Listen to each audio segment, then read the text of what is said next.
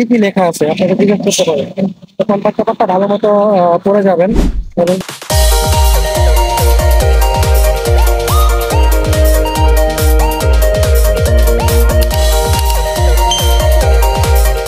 আসসালামু আলাইকুম। কি অবস্থা সবার, কেমন আছেন সবাই? দীর্ঘদিন পর নতুন আরেকটি ভিডিওতে সবাইকে স্বাগতম। আহ, খুব সংক্ষিপ্ত আকারে আজকে আপনাদের সাথে কথা বলবো ইন্টারভিউর প্রস্তুতি নিয়ে। তো অনেকেই আছেন হচ্ছে খুব রিসেন্টলি এমবাসি ফেস করবেন, ইন্টারভিউ দিবেন। তো তাদের উদ্দেশ্যে এই ভিডিওটি মূলত। তো ইন্টারভিউতে যাওয়ার আগে আপনারা সবার আগে হচ্ছে আপনার মানসিক প্রস্তুতি দরকার। আপনি এই মুহূর্ত থেকে মানসিকভাবে প্রস্তুতি নেন। ইন্টারভিউতে যাওয়ার আগে আপনার সবগুলো ডকুমেন্টস, অর্থাৎ যে ডকুমেন্টস গুলো দিয়ে আপনি হচ্ছে এম্বাসি ডেটের জন্য অ্যাপ্লাই করেছিলেন, আপনার এজেন্সি আপনাকে যে সকল ডকুমেন্টস গুলো দিয়েছিল, সেই ডকুমেন্টস গুলো হচ্ছে আপনি প্রিন্ট করে আপনার সাথে করে নিয়ে যাবেন। সবগুলো ডকুমেন্টস, আপনার visa application form, contact paper, guarantee letter, তারপর হচ্ছে ওয়ার্ক পারমিট, তারপরে হচ্ছে আপনার অ্যাকোমোডেশন লেটার, ডিক্লেয়ার পেপার, আপনার হচ্ছে ট্রাভেল ইন্স্যুরেন্স, আপনার ইকামার কপি, আপনার ছুটির পেপার, সবগুলো পেপার হচ্ছে আপনি প্রিন্ট করে আপনার সাথে করে নিয়ে যাবেন। আর ইন্টারভিউতে যাওয়ার আগে অবশ্যই আপনার ওয়ার্ক পারমিট এবং হচ্ছে আপনার কন্ট্রাক্ট পেপার, আপনার অ্যাকোমোডেশন পেপার, এই তিনটা জিনিস হচ্ছে ভালোভাবে আপনি পড়বেন, পড়ে দেখবেন। আপনার ওয়ার্ক ওয়ার্ক পারমিটে হচ্ছে আপনার কোম্পানি সম্পর্কে লেখা আছে, আপনার কোম্পানির নাম, এটা ভালোভাবে মুখস্থ করে যাবেন। কোনো কোনো সময় আপনার কোম্পানির ওনারের নাম জিজ্ঞেস করতে পারে, সেটাও ভালো মতো চেক করে যাবেন। আপনার কন্ট্রাক্ট পেপারে কোম্পানির অ্যাড্রেস দেওয়া থাকতে পারে, সেটাও ভালো মতো মুখস্থ করে যাবেন। আপনার অ্যাকোমোডেশনের অ্যাড্রেস দেওয়া থাকতে পারে আপনার অ্যাকোমোডেশন লেটারে, সেটাও ভালো মতো মুখস্থ করে যাবেন। আপনার কন্ট্রাক্ট পেপারে কি কি লেখা আছে আপনাকে জিজ্ঞেস করতে পারে, তো কন্ট্রাক্ট পেপারটা ভালো মতো পড়ে যাবেন এবং মুখস্থ করে যাবেন। যেমন আপনার কন্ট্রাক্টে হচ্ছে প্রতিদিন কত ঘন্টা কাজের কন্ট্রাক্ট, আপনার সপ্তাহে কত ঘন্টা, আপনার ইয়ারলি ছুটি কত কত, আপনার বেতন কত টাকা, আপনার বেতনটা ইউরোতে কনভার্ট করলে কত হয়, বা ডলারে কনভার্ট করলে কত হয়, আপনার বাংলাদেশি টাকায় কত হয়, সৌদি আরবের টাকায় কত হয়, এই জিনিসগুলো হচ্ছে একটু মুখস্থ করে যাবেন। আর আর আপনার ভিসা অ্যাপ্লিকেশন ফর্মে হচ্ছে একদম লাস্ট পেজে নিচে বাম কোণায় একটা বক্স করা জায়গা থাকে, ওখানে সিগনেচার করার জন্য। তো আপনি চাইলে যাওয়ার আগেও সিগনেচার করে নিয়ে যেতে পারেন, অথবা যেখানে ইন্টারভিউ দিবেন অ্যাম্বাসেডরের সামনে, কখনো আপনার সিগনেচারটা করতে পারেন। তো এরপরে হচ্ছে আপনি আপনার ড্রেস আপ নিয়ে একটু কনসার্ন হতে পারেন। যেমন ধরেন আপনি ক্যাজুয়াল থাকার চেষ্টা করবেন যতটুকু সম্ভব। আপনার পারমিটে যে কাজ আছে সেই কাজের অনুযায়ী আপনার ড্রেস আপের সামঞ্জস্যতা রাখতে পারেন চাইলে। তবে এমন না যে আপনি সেরকম ইউনিফর্মে করে যাবেন। আমার এটা বলার উদ্দেশ্য হচ্ছে, ধরেন আপনি যদি সাপোজ একটু কনস্ট্রাকশনের পারমিট হয়, তা আপনি সেই অনুযায়ী একটু ড্রেস আপ করার চেষ্টা করবেন। খুব বেশি ভালো মানের ড্রেস আপও না, আবার একদম খারাপ ড্রেস আপ করারও প্রয়োজন নেই। মোটামুটি ক্যাজুয়াল থাকার চেষ্টা করবেন। তারপরে হচ্ছে আপনার ইন্টারভিউ টাইম অনুযায়ী আপনি কিছুক্ষণ আগে পৌঁছানোর চেষ্টা করবেন ওখানে।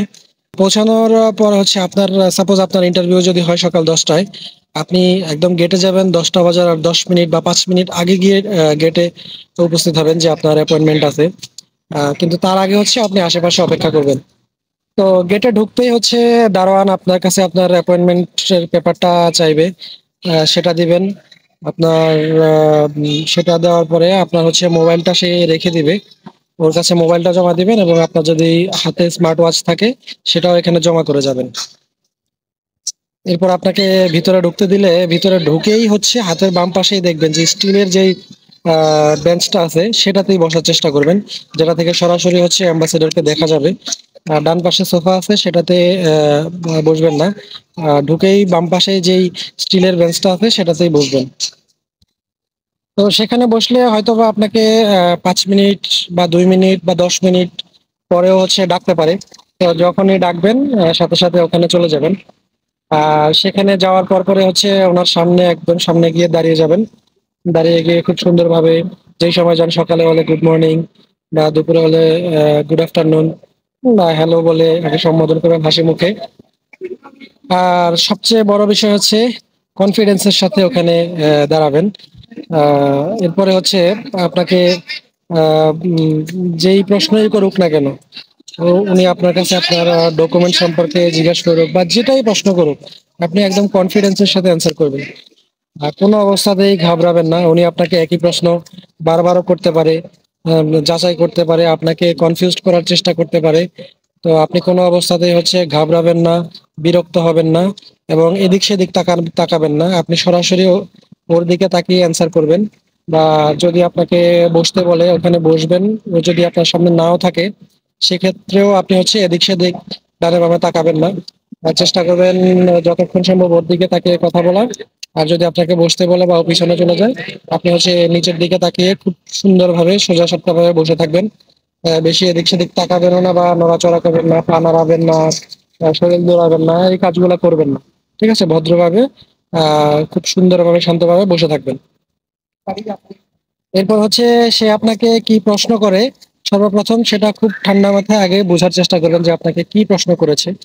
তো সেই প্রশ্ন অনুযায়ী সেই প্রশ্নের অ্যান্সারই দিবেন। ঠিক যতটুকু জিজ্ঞেস করেছে ততটুকুই বলবেন। এর বাড়তি কোনো কথা বলার প্রয়োজন নেই। ঠিক আছে, এটা মাথায় রাখবেন যে আপনাকে যা জিজ্ঞেস করেছে আপনি সেটাই অ্যান্সার করবেন। এর চেয়ে বেশি কিছু বলার আপনার আগ বাড়িয়ে বলার কোনো দরকার নেই।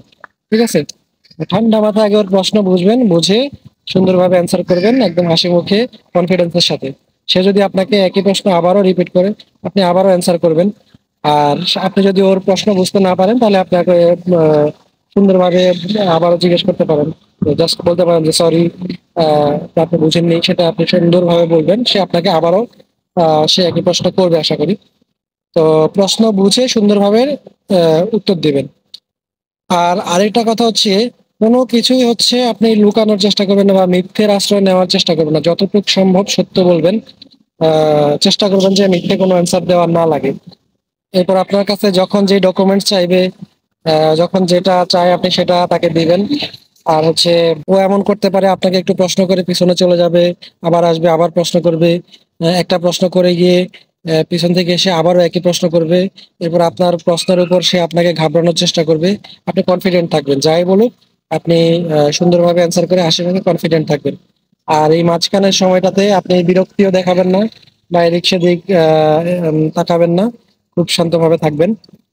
তারপরে শেষ দিকে হচ্ছে আপনাকে যে এম্বাসি ফি যেটা আর কি, 552 রিয়াল, ঠিক আছে, সেটা আপনার কাছে চাইবে।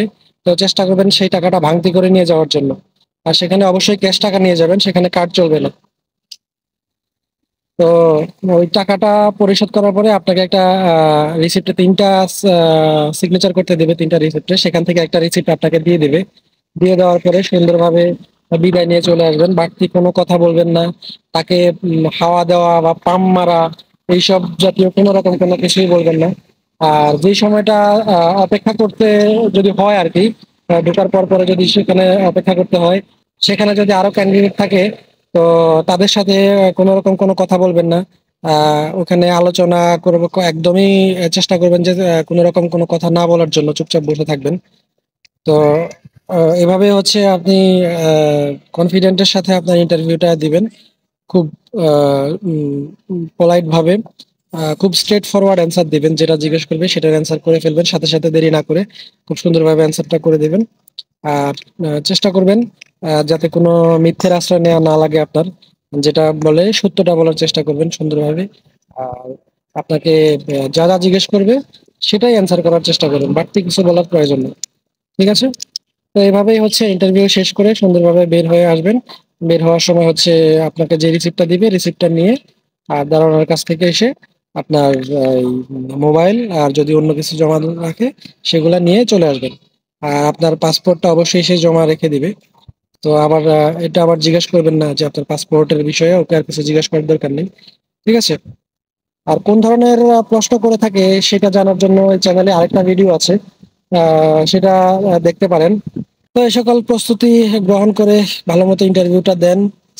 আর আপনাদের সকলের প্রতি দোয়া রইল যারা ইন্টারভিউ ফেস করবেন। আশা করি সবকিছুই ভালোভাবে হবে। আর সবার মনের আশা আল্লাহ পূরণ করুক। আর বেশি বেশি করে যারা মুসলিম নামাজ পড়বেন, দোয়া করবেন আল্লাহর কাছে।